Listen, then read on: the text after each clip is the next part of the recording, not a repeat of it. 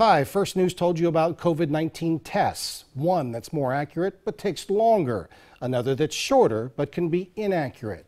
Reporter Jacob Thompson spent the day talking to local doctors about which is best.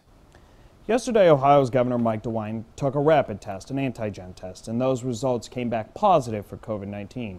Later that evening, he took one more additional test, the PCR test, and those results came back negative for COVID-19. The difference between these two tests are why 90% of Ohio's tests are the more accurate PCR test. We have covered many stories about different testing sites in the Valley. When Ohio Governor Mike DeWine initially got tested for COVID-19, it wasn't the type of test typically done. The governor's false positive came from a rapid test. Some of them have the 10 to 15 minute turnaround test. Those are the antigen tests, and those are a little bit quicker in turnaround, but they maybe have a little bit less efficacy. DeWine's second and third results on Thursday were from a PCR test. Those came up negative for COVID-19. More of the send-out test that takes a little bit longer sometimes. Doctors regard this test as more accurate. Dr. Lena Eschmael has been giving out these tests since the pandemic.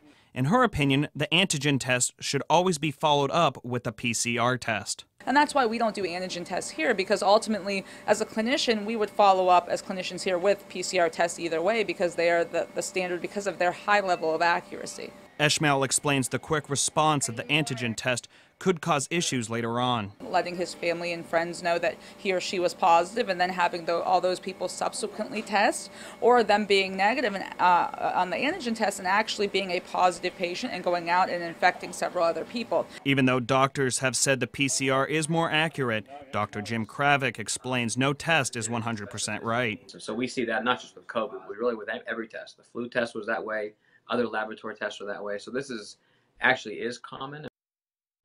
Now, when getting the antigen test, the rapid test, they are reported a little differently for someone like Ohio's Governor Mike DeWine. When he got a positive test from the rapid test, the results are listed as probable cases, not as confirmed test. Live in the newsroom, Jacob Thompson, WKBN 27 First News.